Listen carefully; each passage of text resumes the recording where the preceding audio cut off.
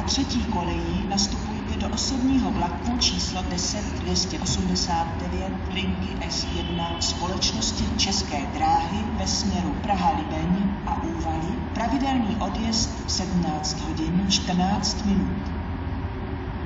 Na šesté koleji vpředu nastupujte do spěšného vlaku číslo 1892 linky R5 společnosti České dráhy ve směru Praha-Dejvice, Hostivice, Kladno a Kladno-Ostrovec. Pravidelný odjezd 17 hodin 18 minut.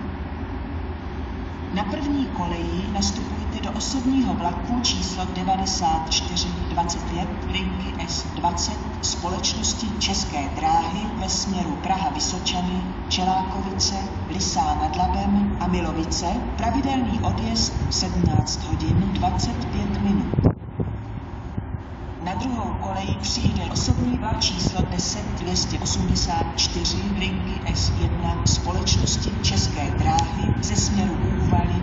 Pravidelný příjezd 17 hodin 13 minut. Vlak stanice Konečný.